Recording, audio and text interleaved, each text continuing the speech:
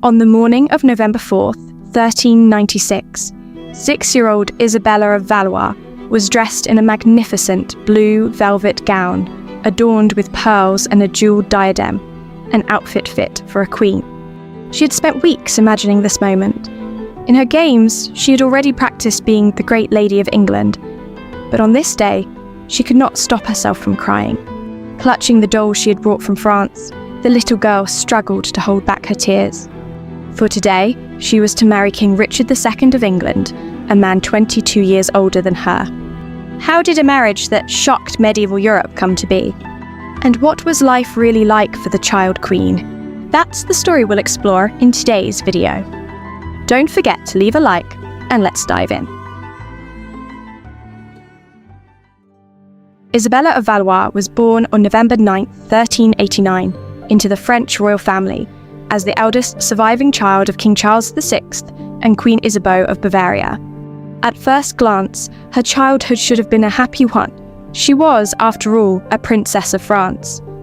But Isabella's early years were overshadowed by the sudden and terrifying mental decline of her father. One summer day in 1392, King Charles unexpectedly attacked members of his own entourage, killing 4 men. After that, he would suffer recurring episodes of mental illness for the rest of his life. During these periods, he experienced violent outbursts, failed to recognize members of his own family, and became increasingly unpredictable. Life at court grew deeply unstable. Isabella's mother, Queen Isabeau, found herself in an impossible position as she watched her husband's condition deteriorate. At times, Charles became convinced that his body was made of glass and forbade anyone from touching him for fear that he might shatter. His behaviour toward those around him, including his wife, could become frightening and erratic. As a result, much of Isabella's childhood was spent in a court overshadowed by uncertainty, fear, and political tension. Even if she could not fully understand what was happening around her, it is difficult to imagine that she did not sense the atmosphere of instability that hung over her family. Isabella's birth coincided with an event that would ultimately shape the course of her life: a truce in the 100 Years' War between France and England. And what, in the medieval mind, was the best way to strengthen a fragile peace between 2 rival kingdoms? A marriage, of course. There was only one problem. The King of England had no children, while the King of France had only a very young daughter. For Isabella's father, the solution seemed obvious. His daughter would fulfill her duty as a princess, and plans were made for her to marry King Richard II of England, a man 22 years her senior. Now, you might be thinking, well, this was the Middle Ages. Surely everyone married at that age. But that is actually one of the most persistent myths about the medieval world. People in the Middle Ages may not have possessed modern medical knowledge, but they understood perfectly well that very early pregnancies could be dangerous.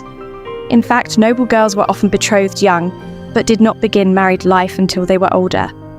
To address these concerns, an agreement was reached between Richard and Isabella's family. The marriage would remain purely dynastic, and the couple would not be expected to live together as husband and wife until Isabella was older. When Richard's envoys asked the young princess whether she would be happy to become Queen of England, Isabella reportedly replied that she would, because the adults around her had told her that becoming a queen would make her a great lady. She even began practicing for her future role, imagining in her games how a queen should sit, speak, and carry herself. But of course, at 6 years old, Isabella had no real understanding of what marriage was, or what it truly meant to be a queen.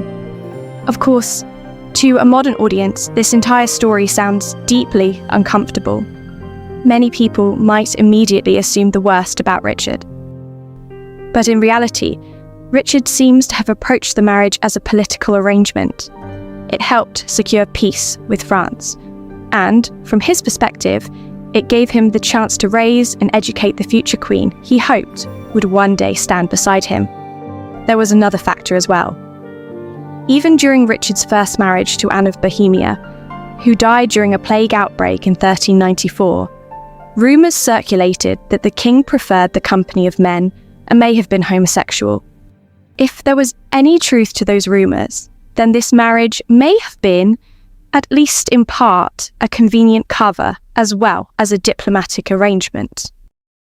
On October 27, 1396, the two kings met in a grand ceremony that marked a new era of peace between England and France. During the meeting, Isabella's father presented her to Richard with the words, "My son, this is my daughter whom I promised you. I leave her to you, and I beg you to love her henceforth as your wife." A week later, the wedding took place. Despite all the splendour surrounding the occasion, the little bride could not stop crying, and her uncles had to carry her in their arms during parts of the ceremony. Accompanied by an enormous dowry and a chest filled with her beloved dolls, the new queen set off for England, where she was expected to spend the coming years until she reached adulthood. After her coronation, Isabella was settled at Windsor Castle. She was given her own household, complete with governesses and attendants, whose job was to care for her and oversee her education. Not everyone in England welcomed the arrival of the new queen. Many people opposed peace with France and believed the king needed an adult wife who could provide an heir immediately rather than a child bride. Having become king himself at the age of 10, Richard understood better than most what it felt like to be a child growing up in a world of adults. Whenever he came to see her, he brought gifts, joked with her, and spent time playing games. Isabella eagerly awaited his visits and was especially delighted when she was allowed to accompany him to certain royal ceremonies and celebrations.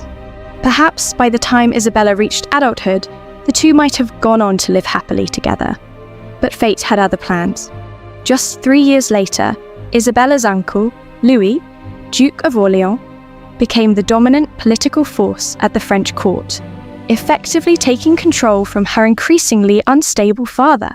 Unlike King Charles, Louis had little interest in maintaining peace with England. Instead, he threw his support behind Richard's cousin and rival, Henry Bolingbroke, who was preparing to seize the English throne. At the time, Richard was campaigning in Ireland, which made Henry's task much easier. Much of the English nobility already disliked the king, and many were willing to support his challenger. Faced with overwhelming opposition, Richard eventually surrendered. In exchange for his life, he agreed to abdicate the throne. The former king was first imprisoned in the Tower of London and later transferred to Pontefract Castle, where he died under mysterious circumstances. Some historians have suggested that he was deliberately starved to death. Whatever the truth, his death quickly became shrouded in mystery, not least because there were many people who stood to benefit from Richard's disappearance. Throughout these turbulent events, Isabella was moved from one castle to another. At one point, her household was even raided, and her servants were stripped of the badges that marked their loyalty to the fallen king. In the end, the 10-year-old queen was placed under strict house arrest while England's new rulers tried to decide what to do with her. The last time Isabella had seen Richard was before his departure for Ireland. He had promised that he would send for her soon. For a long time, she had no idea what had become of him and remained isolated from the outside world. For a 10-year-old girl, the uncertainty and loneliness must have been terrifying. Meanwhile, the French court demanded that the widowed queen be returned to France. But Henry Bolingbroke, now King Henry IV, had other plans. He wanted Isabella to marry his son and heir, Henry of Monmouth, the future Henry V. Remarkably, the young queen appears to have refused. Contemporary accounts suggest that she openly mourned Richard and had no desire to marry the son of the man who had taken his throne. And so ended Isabella's brief and tragic chapter as Queen of England, while a new chapter of her life began back in France. When Isabella returned to the court of her father, she found France in an even more chaotic state than when she had left it. With King Charles VI still suffering from bouts of mental illness and her younger brother still a child, powerful factions were competing for influence over the kingdom. Chief among them were the Duke of Burgundy and the Duke of Orleans. And once again, Isabella found herself being used as a pawn in the political games of her family. This time, she was married to an 11-year-old boy, Charles of Orleans, the son of Louis, Duke of Orléans, the very man who had supported the rival of her first husband.